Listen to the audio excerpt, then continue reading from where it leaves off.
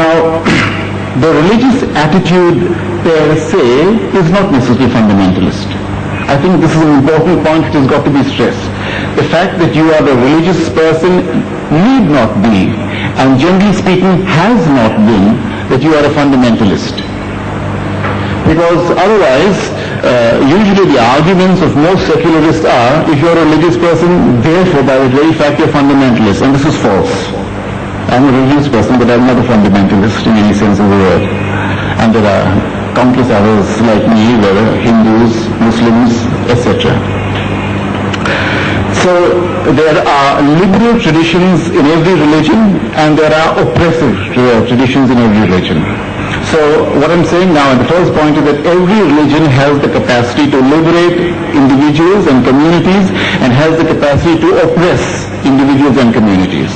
This again is a fact. And if you study the history of every religion, you'll find groups that have been oppressed by them, just as there have been groups that have changed their religion in order to experience freedom and liberation. So, the liberal tradition within any religion would be open to interpretations of scripture, would be open to a dialogue with other opinions, would be open to particularly an acceptance of pluralism. Now, there are many other things, but these three things I think are important in our own context. Firstly, an interpretation of the scriptures. Secondly, a dialogue with other opinions, even if you don't agree with those other opinions, whether they come from within the religion or from outside the religion. So, for example, Christian fundamentalists, as Mr. Bangladeshi mentioned, you have a group of moral argumentists. Many of the origin preachers are of the fundamentalist persuasion, and sometimes you hear them on Radio Sri Lanka, and sometimes on American TV too. Now, one of the things is that they bomb abortion clinics because they believe very fiercely that to abort a child is tantamount to murder. So therefore they say we'll kill the murderers. Okay, according to their logic, so they bomb abortion clinics. So they are not prepared therefore for any kind of dialogue in this matter at all. Absolutely. So the first thing would be therefore a dialogue with other opinions, an interpretation of the scriptures, and an acceptance of pluralism.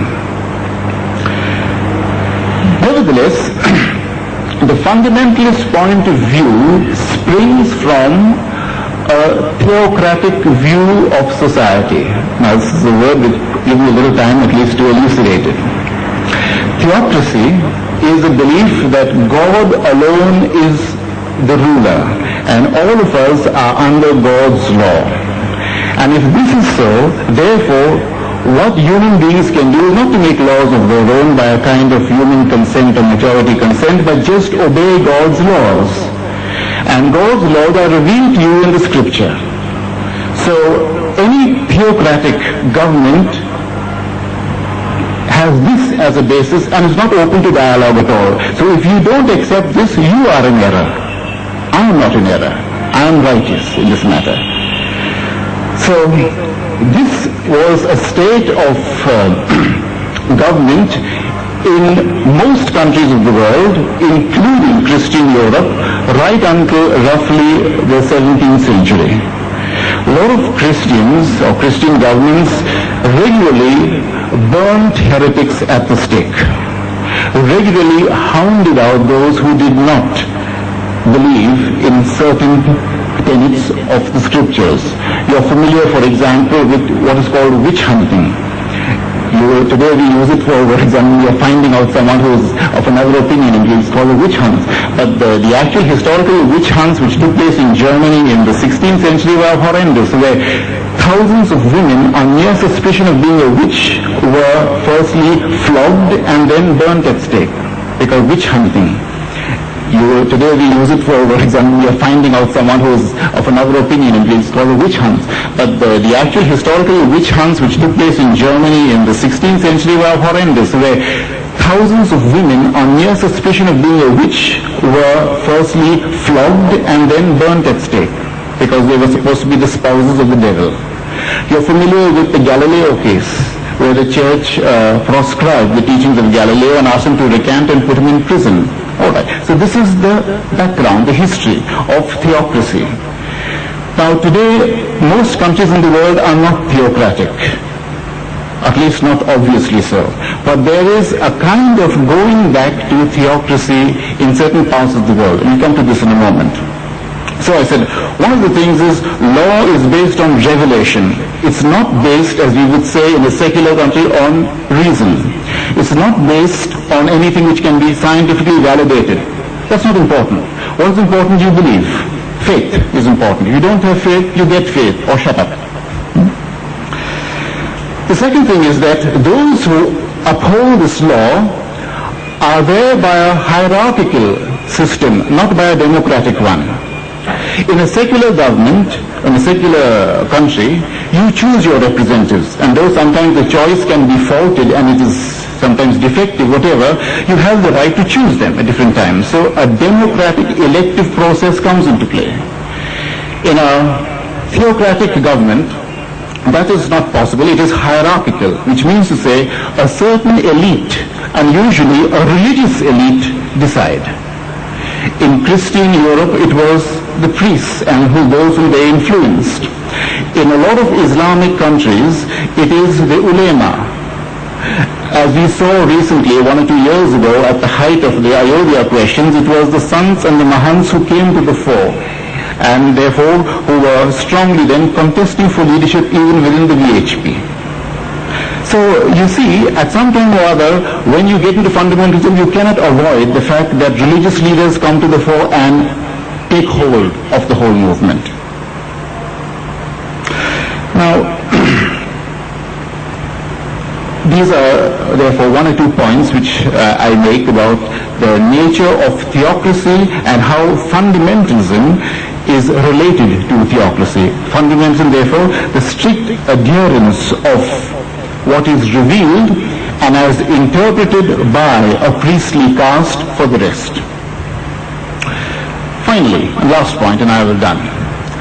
Why is it that fundamentalism has seen such an upsurge today?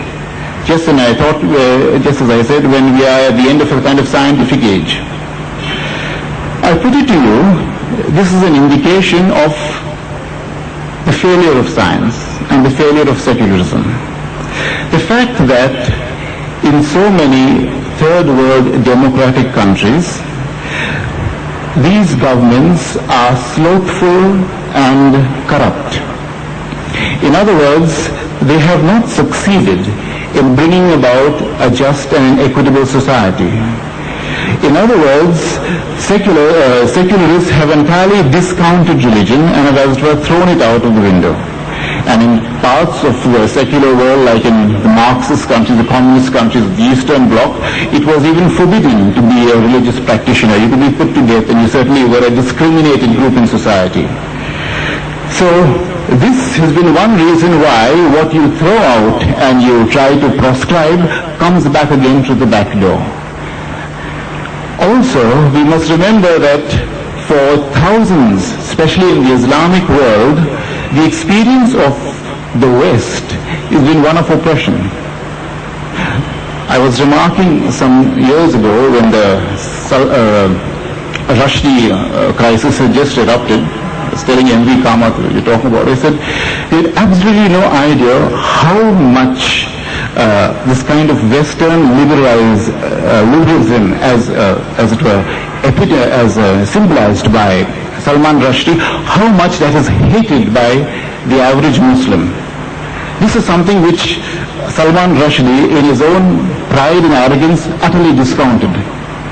Now I think this is something to be taken into account, that the experience of millions of people in the third world, whether they are Islamic countries or whether they are Buddhist countries, whether they are Hindu countries, when they look at the West, which they call the Christian West, which is not the Christian West, but is the post-Christian West, because it is already secular and atheistic, they've got nothing but hatred for that.